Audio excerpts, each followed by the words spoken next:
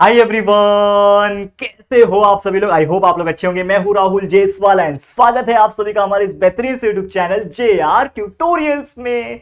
तो यार उम्मीद करता हूँ आप लोग की स्टडीज अच्छी चल रही होगी, है कि नहीं। चलो यार कमेंट करके बता दो। तो देखो यार, हम आपके लिए पूरा का पूरा एंटायर सिलेबस तो ऑलरेडी पढ़ा चुके हैं, लेकिन आप लोग का जो डिमांड था कि सर हमारे लिए रिवीजन लाइए, तो रिवीजन भी आपके लिए आ रहा है। जैसा कि आप जानते हैं, इस रिवीजन सीरीज का हमने नाम क्या रखा है, RCC यानी रिवीजन क्रैश कोर्स, जिसमें हम आपको जो भी चैप्टर्स आपके आने वाले एग्जाम्स में आएंगे उसको हम रिवाइज कराएंगे एक ही लेक्चर के अंदर। अगर छोटा चैप्टर है तो एक ही लेक्चर के अंदर रिवाइज करा देंगे पूरा पूरा, अगर बड़ा चैप्टर है तो हम 2 लेक्चर ले लेंगे ज्यादा से ज्यादा, ठीक है। तो जब दिवाली का मिड टर्म एग्जाम्स चल रहा था आप लोग का, उसमें भी हमने रिवीजन क्रैश कोर्स यानी RCC चलाया था। बहुत बेहतरीन तरीके से आपने रिस्पॉन्स दिया, अच्छे अच्छे व्यूज दिए, तो थैंक यू सो मच। लेकिन ऐसे ही हम और भी मेहनत कर रहे हैं और आने वाले जो आपके सेकंड यूनिट टेस्ट और आपके मिड टर्म एग्जाम्स जो है, सॉरी माफ करना, फाइनल एग्जाम जो है, उसके लिए जो भी चैप्टर्स आपके आएंगे उसकी भी तैयारी हम आपको करा रहे हैं। तो आज मैं एक और मैथ्स का 7th स्टैंडर्ड के लिए मैथ्स का चैप्टर लेकर आया हूं, जिसका नाम क्या है, chapter number 10 bank and simple interest. बहुत ही बेहतरीन चैप्टर, रियल लाइफ एग्जांपल है। अगर आप आगे जाके किसी को पैसा दोगे, पैसा लोगे, उधार लोगे, तो यार इंटरेस्ट देना पड़ेगा बैंक से भी एंड बहुत सारी चीजों में, तो वो आपको जानकारी होना बहुत जरूरी है। तो इस चैप्टर के भी लेक्चर वीडियोस ऑलरेडी प्रेजेंट है, पूरा चैप्टर हमने पढ़ा रखा है, तो लेक्चर वीडियोस आप देख सकते हो और यहां पे आके फिर इस वीडियो को देख के रिवीजन कर सकते हो, ठीक है, चलेगा। साथ ही में यार सोशल मीडिया पे जुड़ जाना, इंस्टाग्राम पे अभी तक फॉलो नहीं किया है तो आज ही कर लो यार, लिंक दिया हुआ है डिस्क्रिप्शन में। और साथ ही में हमारे एप्लीकेशन को अभी तक डाउनलोड नहीं किया है, तो इस ऐप को हम लोग को बहुत बड़ा ग्रो करना है, बहुत अच्छे अच्छे ड्रीम्स हमने सोचे हैं इसके लिए, तो आप डाउनलोड करके इंस्टॉल करके और उसके अंदर अपना जो भी डिटेल्स है वो डाल के लॉगिन करके रख लेना। बहुत सारी चीजें उसमें हैं और बहुत सारी चीजें आ रही होगी, ठीक है। हिंदी क्रैश कोर्स अवेलेबल है, जाओ यार हिंदी के बैच को परचेज कर लो और बहुत अच्छे तरीके से हिंदी का पढ़ाई करते रहो, ठीक है। चलिए शुरुआत करते हैं। तो आज का पहला क्वेश्चन, 4 से 5 क्वेश्चन मैं कराने वाला हूं आज इस वीडियो के अंदर। तो सबसे पहला क्वेश्चन है कि जेठामल टू के हाउस लोन, एक जेठामल करके व्यक्ति है, उसने हाउस लोन लिया। अब ऑब्वियसली यार हम जो नॉर्मल लोग होते हैं, मिडिल क्लास लोग होते हैं, वो एक ही बार पैसा नहीं दे सकते ना कोई घर खरीदने के लिए, क्योंकि नॉर्मल आज के डेट में अच्छे जगह पे आप घर खरीदते हो, फ्लैट खरीदते हो तो बहुत महंगे बिकते हैं, ठीक है ना, 20 लाख 50 लाख 1 करोड़। तो इसने 25 लाख रुपए का लोन लिया हुआ है, ठीक है। अब लोन लेगा कहां से लेगा, बैंक से लेगा। ऑब्वियसली कोई दूसरा इंसान तो आज के डेट में लोन देता नहीं, तो बैंक हमें पैसा देती है, लेकिन बदले में क्या लेती है, इंटरेस्ट। तो बैंक से उसने 2.5 लाख का, नहीं कितना है, 25 लाख का कि 2.5 लाख है, 2,50,000 माफ करना, 2.5 लाख का लोन लिया है, ठीक है। देखो 2,50,000 है, कंफ्यूज मत होना, नंबर्स देखो, यूनिट टेस्ट 100,000 10,000 10,000 लाख, ठीक है, 2,50,000 है। तो 2.5 लाख का लोन लिया 10% पर एनम में, यानी हर साल उसको 10% का इंटरेस्ट देना पड़ेगा। PCPA बोलते हैं इसको, percentage per annum for 5 year, 5 साल के लिए उसने लोन लिया हुआ है, ठीक है। अब हमें यह पूछा है कि what is yearly interest he must pay, मतलब उस बंदे को, जेठामल को, हर साल बैंक को कितना पैसा इंटरेस्ट भरना पड़ेगा, हर साल की बात हो रही है, and total amount he return to bank, and पूरा मिला के उस बंदे ने बैंक को कितना पैसा रिटर्न दिया वो हम लोग को कैलकुलेट करना है। बहुत सिंपल सा फंडा है। देखो अगर आपको बैंक एंड सिंपल इंटरेस्ट ये चैप्टर में माहिर होना है तो मात्र एक फॉर्मूला उसको याद रख लो। फॉर्मूला होता है दोस्तों, simple interest is equal to P multiply by R multiply by T। अब एक और चीज है, बताता हूं क्या। पहली बात तो ये सिंपल इंटरेस्ट को हम लोग I के नाम से डिनोट करते हैं। P मतलब होता है प्रिंसिपल, R मतलब होता है रेट ऑफ इंटरेस्ट, T मतलब होता है टाइम। प्रिंसिपल का मतलब होता है कि जितना पैसा आपने बैंक से लिया, यानी कि 2.5 लाख यहां पे लिया तो 2.5 लाख आपका प्रिंसिपल अमाउंट है, ठीक है। और R मतलब रेट ऑफ इंटरेस्ट 10% से लिया है, तो रेट ऑफ इंटरेस्ट 10%, कितने साल के लिए लिया है, टाइम 2.5 साल 5 साल जो भी है, 5 साल दिया हुआ है वो, ठीक है ना। तो I is equal to PRT upon 100, this is the formula. याद रखना ये क्या है, आपके लिए एक फॉर्मूला है कि I is equal to PRT upon 100। Normally कहीं कहीं पे PNR अपॉन 100 भी होता है, P मल्टीप्लाई बाय N मतलब नंबर ऑफ ईयर्स होता है, और R मतलब रेट ऑफ इंटरेस्ट। यहां पे PRT दिया है, कोई प्रॉब्लम नहीं, ठीक है। हमारे पास क्या क्या वैल्यू अवेलेबल है उसको लिखेंगे, लेकिन ये चीज को हम थोड़ा नीचे कर देते हैं। सबसे पहले हम लोग लिखेंगे कि हमारे पास क्या क्या दिया हुआ चीजें हैं, गिवन क्या क्या दिया हुआ है, गिवन लिखते हैं हम लोग। तो गिवन इज दैट, सबसे पहले हम लोग को दिया है प्रिंसिपल, P दिया हुआ है 2.5 लाख रुपया, 2,50,000 रुपीज दिया हुआ है। इसके अलावा हमें 10% दिया, यानी कि रेट ऑफ इंटरेस्ट दिया हुआ है 10% का दिया हुआ है। इसके अलावा हमें टाइम दिया हुआ है, T is equal to 5 year. इतने सारी चीजें दी हुई है, बस इस फॉर्मूले के अंदर इसको डाल देना है। तो सिंपल इंटरेस्ट I का फॉर्मूला क्या है, PRT अपॉन 100। इसके अंदर मैं वैल्यूज को डालूंगा एक एक करके। तो I will be equal to, P मतलब क्या है, ठीक है, P मतलब क्या है, प्रिंसिपल कितना है 2.5 लाख, 2,50,000 डाल दिया, मल्टीप्लाई बाय R कितना है 10, मल्टीप्लाई बाय टाइम कितना है 5 साल, डिवाइड बाय 100। अब ये जो चीज निकलेगा वो आपका इंटरेस्ट निकलेगा, लेकिन ये कौन सा इंटरेस्ट निकलेगा, ये पूरा पूरा इंटरेस्ट निकलेगा, जिसको हम लोग टोटल इंटरेस्ट भी कहते हैं। ये हमारा जो निकलेगा ये आपका टोटल निकलेगा, ठीक है, याद रखना टोटल इंटरेस्ट निकलेगा। तो निकालो, ये देखो ये नीचे 0 0 कैंसल, ये 0 1 0 कैंसल, ठीक है। 2500 मल्टीप्लाई बाय 10 मल्टीप्लाई बाय 50, ठीक है, क्या होता है देखो 2500 मल्टीप्लाई बाय 10 हो जाएगा, ठीक है, यहां पे ध्यान देना।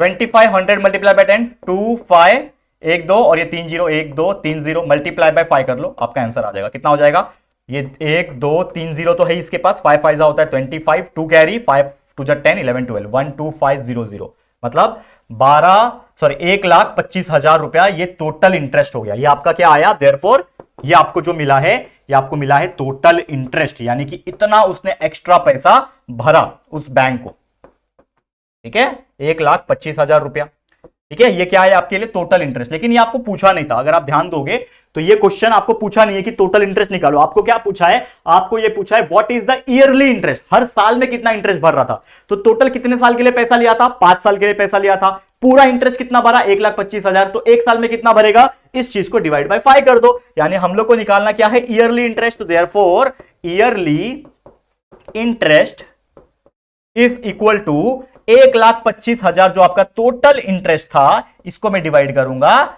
5 साल से, 5 साल के लिए लिया था, तो 5 1 जा 5 होगा, 5 2 जा 10 होगा, 5 5 जा 25 होगा, 1 2 3 0, मतलब कितना आ गया, तो देयरफॉर आपका ईयरली इंटरेस्ट जो आया वो आया 25,000, मतलब हर साल वो जो बंदा था जेठामल, वो कितना कर रहा है, हर साल 25,000 रुपया इंटरेस्ट भर रहा है। सोचो हर साल उसको 25,000 सिर्फ एक्स्ट्रा देना पड़ेगा क्योंकि उसने बैंक से पैसे लिए हुए, तो ठीक है, तो टोटल 5 साल 25,000 भरा, तो टोटल 1,25,000 उसने एज ए इंटरेस्ट भरा खाली। अब एक और क्वेश्चन पूछा है कि what is the yearly interest, तो मैंने निकाल दिया, एक क्वेश्चन मैंने इसका आंसर निकाल दिया। अब इसी में एक और चीज पूछा हुआ है कि and the total amount he return to the bank, मतलब हमें ये भी निकालना है कि टोटल अमाउंट कितना रिटर्न किया उसने बैंक को। तो यहां पे हम लिखेंगे क्या, total amount he return to bank. तो टोटल अमाउंट कितना रिटर्न करेगा, उसके लिए क्या फंडा हो जाएगा कि total amount he return to bank is equal to जो उसने लिया था प्रिंसिपल और जितना उसने टोटल इंटरेस्ट भरा, ठीक है ना, टोटल इंटरेस्ट, आई टोटल लिख दो या फिर टोटल इंटरेस्ट आप लिख सकते हो, तो आई टोटल मतलब टोटल इंटरेस्ट। तो amount will be equal to कितना अमाउंट रिटर्न करेगा, प्रिंसिपल कितना लिया था पहले, 2.5 लाख रुपया तो उसने लिया था, 2.5 लाख 2,50,000 उसने लिया था, प्लस टोटल इंटरेस्ट भी उसने दिया, क्योंकि देखो अगर मैं बैंक से पैसा ले रहा हूं तो मुझे बैंक का जो पैसा मैंने लिया था 2.5 लाख वो तो मुझे देना ही पड़ेगा, लेकिन साथ में मेरे को इंटरेस्ट भी देना पड़ेगा। तो मैंने 2.5 लाख जो लिया था बैंक को, तो बैंक को रिटर्न किया 2.5 लाख प्लस जो इंटरेस्ट था वो भी दूंगा, तो टोटल मिला के इंटरेस्ट कितना था 1,25,000, तो वो भी भरूंगा मैं, तो यानी कि 1,25,000 भी ऐड हो जाएगा इसके अंदर। तो टोटल कितना हो जाएगा, total amount he return to the bank that is equal to 2.5 lakh plus कितना हो जाएगा ये 1 लाख, सॉरी 2 लाख प्लस 1 लाख 3 लाख, 50 और 25 75, 3,75,000 हो जाएगा। ये हो गया आपका फाइनल आंसर। तो सोचो कितना महंगा पड़ता है बैंक से लोन लेना। क्यों, पहली बात तो महंगा तो पड़ेगा क्योंकि आप उधार ले रहे हो तो आपको ज्यादा पैसा देना पड़ेगा। तो सोचो इमेजिन करो आप भी उसकी जगह पे, मैंने भी बैंक से लोन लिया हुआ है, जो मेरा घर है वो भी ईएमआई पे ही चल रहा है यार ठीक है, झूठ क्यों बोलना। तो सीधी बात है कि 2.5 लाख रुपया अगर कोई भी व्यक्ति हो, अगर किसी ने मतलब मान लो ये जेठामल था तो मैंने 2.5 लाख रुपया लिया, तो मैं क्या करूंगा, उसको ज्यादा पैसा दूंगा बैंक को। क्यों, क्योंकि इंटरेस्ट देना पड़ेगा। तो 2.5 लाख लेके कितना भरना पड़ रहा है, 3,75,000 भरना पड़ रहा है। यही होता है और इसी से होती है बैंक की कमाई, इसलिए बैंक बड़ा होता है। समझ में आया फंडा, रियल लाइफ एग्जांपल है, रियल में ऐसा ही होता है ना कि आप जितना पैसा ले रहे हो उससे ज्यादा देना पड़ता है। तो ये एक रियल लाइफ एग्जांपल था जो मैंने आपको सॉल्व कराया। उम्मीद करता हूं कि आपको बहुत अच्छी तरीके से टॉपिक समझ में आ गया होगा। चलिए एक और क्वेश्चन कराएंगे आप लोग को। क्या क्वेश्चन पूछा है, क्वेश्चन कभी भी ध्यान से पढ़ना दोस्तों। क्या बोल रहे हैं, Sreesanth deposit 85,000 rupees for 2.5 years at 7% per annum. Sreesanth एक व्यक्ति है, वो क्या कर रहा है, 85,000 को उसने डिपॉजिट किया, मतलब भरा। डिपॉजिट मतलब क्या होता है, भरा, निकालना को अलग बोलते हैं, विड्रॉ करना बोलते हैं। तो डिपॉजिट किया 85,000, 2.5 साल के लिए डिपॉजिट कर दिया उसने, और उसको इंटरेस्ट मिलेगा 7% पर एनम का इन सेविंग अकाउंट। मतलब कोई भी इंसान है श्रीशांत, उसके पास पैसा था, मेरे पास पैसा 85,000, तो मैं क्या करूंगा 85,000 लेके घूमूंगा जेब में, अच्छा नहीं लगेगा, चोरी भी हो सकता है। उस 2.5 लाख को मैंने बैंक में डाल दिया। अब बैंक में जब पैसा मैं डालूंगा, या फिर कोई भी आप लोग, आपके पेरेंट्स भी पैसा रखते हैं बैंक में, तो जब हम पैसा बैंक में रखते हैं तो बैंक हमें बदले में इंटरेस्ट देगा ना। जब हम बैंक से पैसा लेते हैं तो हमें इंटरेस्ट देना पड़ेगा, लेकिन जब हम बैंक को पैसा देते हैं तो हमें बैंक पैसा देगी, यानी इंटरेस्ट देगी। तो वो कितना देगी? 7% पर एनम इसने बोल रखा है सेविंग अकाउंट में। ठीक है, हमें क्वेश्चन पूछा है कि what is the total interest he receive at the end of period, मतलब उस श्रीशांत को कितना इंटरेस्ट मिला। टोटल नहीं चाहिए उसको, हमको चाहिए सिर्फ इंटरेस्ट। किसका? टोटल इंटरेस्ट चाहिए, कितना मिला। तो सेम फंडा वही रहेगा हमारा formula, total interest is equal to principal multiply by rate of interest multiply by time period upon 100। This is the main formula. क्या क्या चीज दिया हुआ है वो लिखेंगे। सबसे पहले गिवन जो दिया है वो लिखना पड़ेगा ना। गिवन हमें दिया हुआ है डिपॉजिटेड 85,000 रुपीज, मतलब प्रिंसिपल अमाउंट 85,000 रुपीज दिया हुआ है। ठीक है, इसके अलावा रेट ऑफ इंटरेस्ट दिया हुआ है 7% पर एनम का। ठीक है, और टाइम दिया हुआ है 2.5 ईयर। 2.5 ईयर का क्या दिया है? टाइम दिया। ये आपको दिख रहा है, नजर आ रहा है? क्लियर? कोई भी यहां तक दिक्कत, कोई भी परेशानी तो मुझे नहीं लगता आपको हुई होगी। करेक्ट है कि नहीं यार? मतलब इतना तो मुझे बताओ आप लोग, कोई दिक्कत है यहां तक? नहीं। अब मेरे पास जो वैल्यू है मैं इसमें क्या करूंगा? डालूंगा। क्या है वैल्यू? चलो, I is equal to total interest is equal to principal कितना है 85,000 multiply by rate of interest है 7 मल्टीप्लाई बाय टाइम पीरियड है 2.5। 2.5 साल मतलब 2.5 होता है, याद रखना। मल्टी डिवाइड बाय 100, ये 2 जीरो, ये 2 जीरो कैंसिल कर दो। अब देखो ये 2.5 दिया हुआ है। ठीक है, अगर इस 2.5 को मुझे 25 बनाना है तो ऊपर 10 से मल्टीप्लाई करूंगा तो ये 2.5 मल्टीप्लाई बाय 10 25 हो जाएगा, लेकिन नीचे भी जो 10 से मल्टीप्लाई करना पड़ेगा ना। ठीक है, अब यहां पे भी एक जीरो और ये ऊपर वाला एक जीरो कैंसिल। ठीक है, तो क्या बचेगा हमारे पास? I इज इक्वल टू ये 85 बचा मल्टीप्लाई बाय 7 बचा और ये 2.5 मल्टीप्लाई बाय 10 हो गया 25। ठीक है, मल्टीप्लाई बाय 25। ये सभी वैल्यू को मल्टीप्लाई कर दो, आपका इंटरेस्ट आ जाएगा। क्या होगा? पहले तो मैं 85 को 7 से मल्टीप्लाई करूंगा। ठीक है, करो मल्टीप्लाई।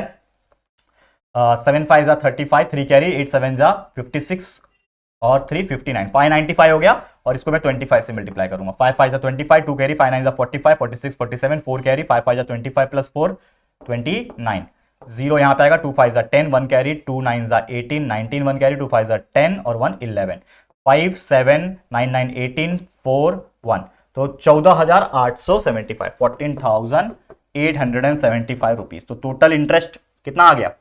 यहां पे लिखो। ठीक है, ये तो आपका आंसर हो गया, लेकिन लास्ट में एक और डायरेक्ट लिखो कि total interest he received, total interest he received is equal to 14,875 rupees.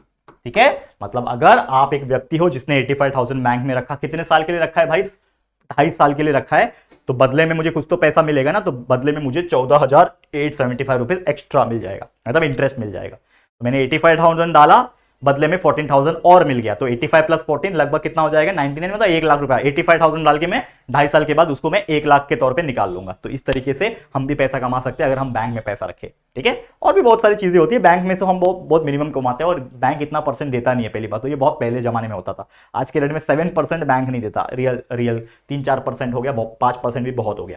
ठीक है, समझ में आ गया ये क्वेश्चन? चलो आगे बढ़ जाते हैं। नेक्स्ट क्वेश्चन क्या बोल रहा है इसको हम लोग थोड़ा समझते हैं, बहुत ही मजेदार क्वेश्चन है।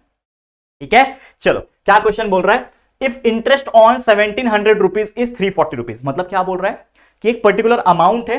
देखो, इफ इंटरेस्ट ऑन दिस ये एक पैसा दिया हुआ है, इसके ऊपर जो इंटरेस्ट है वो दिया हुआ है 340 रुपीज का। ठीक है, 2 साल के लिए। तो हमें बोल रहा है रेट ऑफ इंटरेस्ट कैलकुलेट करो। रेट ऑफ इंटरेस्ट क्या आएगा? ठीक है, अब रेट ऑफ इंटरेस्ट मतलब क्या होता है? आर। कंफ्यूज मत होना बच्चे, रेट ऑफ इंटरेस्ट को आई लिख के आ जाते हैं, लेकिन आई का मतलब होता है total interest. Rate of interest को आर बोलते हैं, करेक्ट है? तो एक फॉर्मूला मैं जानता हूं, अगर मैं एक बात करूं, एक फॉर्मूला जो कि है total interest is equal to principal amount multiply by rate of interest multiply by time upon 100। ये मेरा फॉर्मूला है। फॉर्मूला कभी भूलना मत, यही फॉर्मूला याद है, पूरा चैप्टर सॉल्व कर लोगे, कौन सा भी क्वेश्चन आने तो, बैंक और सिंपल इंटरेस्ट का। तो ये मेन फॉर्मूला है। हमें क्या क्या चीज दिया हुआ है लिखो। सबसे पहले ऑप्शन भी दिया हुआ है, लेकिन जो चीजें दी हुई है वो लिखो। गिवन क्या क्या दिया हुआ है? गिवन कितना पैसा है? 1700 रुपया। क्या है ये? प्रिंसिपल है। प्रिंसिपल मेरा 1700 रुपया है। रेट ऑफ इंटरेस्ट दिया हुआ है 340 का, मतलब आई इस बार दिया हुआ है। इस बार आई का जो वैल्यू है, इंटरेस्ट पहले से ही दे रखा है, साल दे रखा है 2 इयर्स, मतलब मेरा जो टाइम है, टाइम पीरियड जिसको बोलते हैं, वो दिया हुआ है 2 इयर्स का। ठीक है, 2 इयर्स हमें निकालना है इस बार आर। तो मैं डालूंगा वैल्यू, आई के जगह पे 340 डाल दो, आई के जगह पे लिख दिया 340 इज इक्वल टू पी के जगह पे लिख दिया 1700 मल्टीप्लाई बाय आर मुझे पता नहीं है, टाइम मुझे पता है 2 ईयर से, डिवाइड बाय 100। क्या हो जाएगा? ये 100 340 के साथ मल्टीप्लाई हो जाएगा पहले तो। ठीक है, करो मल्टीप्लाई। 100 मल्टीप्लाई बाय 340 मतलब 340 तो पहले से ही था, और ये 100 मतलब 2 जीरो जाके जुड़ जाएगा 1 2। ठीक है, समझ में आ गया? Is equal to 1700 multiply by 2 कितना हो जाएगा? 3400 मल्टीप्लाई बाय आर। सिर्फ आर बचा, यहां पे आर का वैल्यू मुझे निकालना है, करेक्ट है, आर का मुझे वैल्यू निकालना है ना आर का, तो देयरफॉर क्या हो जाएगा, R will be equal to 34000 divide by 3400। समझ में आ रहा है क्या हो जाएगा, ये आर मुझे चाहिए ना, तो 3400 जो आर के साथ मल्टीप्लीकेशन में है उसको मैं नीचे भेज दूंगा तो डिवाइड हो जाएगा, कर दो डिवाइड, 0 0 कैंसल, एक और 0 0 कैंसल, 340 को 34 से डिवाइड करना है, therefore R is equal to 340 divide by 34। Easy है, 34 के टेबल में 34 1 जा 34, 34 10 जा 340, तो देयरफॉर आर का वैल्यू आ गया 10, और आर मतलब रेट ऑफ इंटरेस्ट होता है, इसके लिए इसका यूनिट क्या हो जाएगा, परसेंटेज, या फिर हम लोग आर इज इक्वल टू 10% भी लिख सकते हैं, या फिर सिंपली मैं ऐसा लिखूंगा, रेट ऑफ इंटरेस्ट पूछा है ना, क्या बोल रहा है, rate of interest, rate of interest will be equal to 10 PCPA। आप इस तरीके से भी आप आंसर लिख सकते हो, लेकिन ये ऑप्शन वाला क्वेश्चन है तो इसमें ऑप्शन चेक करो कौन सा सही आंसर है, सही जवाब कौन सा है, ये डी, ऑप्शन नंबर डी, 10%, मतलब ये मेरा सही जवाब है, टिक करके आ जाना या फिर लिख के आ जाना, करेक्ट, समझ में आ गया। तो ऐसे क्वेश्चंस देखो एग्जाम में बनेंगे, तो मुझे आप लोग बताओ, क्या आप लोग ऐसे क्वेश्चंस को सॉल्व नहीं कर पाओगे, कर पाओगे ना, इतने इजी टाइप के एग्जांपल्स होते हैं, क्लियर है, समझ में आ गया है दोस्तों। चले आगे बढ़ जाए, चलो एक और क्वेश्चन कराता हूं, आखिरी टाइप का एग्जांपल, इसको भी देख लो, फिर आपका ये पूरा चैप्टर बहुत इजी तरीके से रिवाइज हो जाएगा। क्वेश्चन क्या बोल रहा है, दया बहन borrowed some money from bank, bank से कुछ पैसे लिए, कितने साल के लिए लिए, 2.5 साल के लिए लिए, कितने परसेंट पे लिए, 10% के लिए, ठीक है, बताया नहीं है कितना लिया, लेकिन समथिंग पैसा लिया है, let the amount be X, तो कुछ पैसा लिया, लेकिन बोल रहा है कि 2.5 साल के लिए लिया और 10% के हिसाब से लिया, to start a cotton factory, मुझे अगर कुछ बिजनेस चालू करना है तो मैं बैंक से पैसा लूंगा उधार, ठीक है, if she paid 10,250 rupees as a total interest, मतलब यहां पे टोटल इंटरेस्ट आई का वैल्यू जो है मतलब दिया हुआ है, मतलब उस बंदी ने, दया बहन ने जब बैंक को पैसा वापस दिया होगा तो इंटरेस्ट के तौर पे 10,250 रुपया इंटरेस्ट दिया हुआ है, तो हम क्वेश्चन ये पूछा है कि how much money had she borrowed, कितना पैसा उसने लिया था, मतलब प्रिंसिपल अमाउंट कितना लिया था वो क्वेश्चन पूछा है, मतलब इन शॉर्ट यहां पे क्वेश्चन क्या पूछा है, गिवन की अगर मैं बात करूं क्या क्या चीजें दी हुई है, हमें दिया हुआ है कुछ पैसा लिया, कितने साल के लिए लिया, टाइम पीरियड दिया हुआ है 2.5 साल के लिए लिया, ठीक है, कितने परसेंट के हिसाब से लिया, मतलब रेट ऑफ इंटरेस्ट दिया हुआ है 10%, 10% के हिसाब से लिया, टोटल इंटरेस्ट उसने जो भरा, जिसको आई बोलते हैं हम लोग, वो भरा 10,250 रुपया, ये हमको पता है, लेकिन हमें क्वेश्चन पूछा है कि भैया कितना पैसा लिया, यानी प्रिंसिपल अमाउंट नहीं पता है, यानी पी का जो वैल्यू है मुझे नहीं पता है, P is equal to question mark, तो पी का वैल्यू निकालना है, हमें फॉर्मूला पता है, we know the formula, I is equal to P multiply by R multiply by T divide by 100, this is the main formula here, I का value मैं जानता हूं जो कि है 10,250, डाल दिया, 10,250 डाल दिया, पी का वैल्यू नहीं मालूम, पी वैसे लिख दो, आर का वैल्यू मुझे पता है जो कि है 10%, टी का वैल्यू मुझे पता है 2.5, ठीक है, डिवाइड बाय 100, समझ में आया है, क्लियर, 100 इसके साथ मल्टीप्लाई हो जाएगा तो 10250 पहले से ही था, ये 100 जुड़ेगा तो 1 2 0 आ जाएगा add, is equal to 10 multiply by 2.5, तो 2.5 मल्टीप्लाई बाय 10 पॉइंट हट जाएगा, मतलब 25 बच गया, यानी P मल्टीप्लाई बाय 25, अब P यहां अकेला है, 25 मल्टीप्लाई में है, मुझे 25 इधर भेजना है, तो मल्टीप्लाई 25 उधर जाके डिवाइड 25 हो जाएगा, तो यानी 10 25 0 0 0 डिवाइड बाय हो जाएगा 25 इज इक्वल टू P, ठीक है, इज इक्वल टू P आ जाएगा, ठीक है, चलो सॉल्व कर लो, तो therefore P will be equal to, सीधा कर लो, P is equal to 1025 1230 divide by 25, solve कर लेते हैं, 5 के टेबल में जाएगा क्या, देखो 5 के टेबल में 5 5 25 होता है, ठीक है, 5 2 10 हो गया, ठीक है, देखो ऐसा डिवाइड करता हूं ना मैं,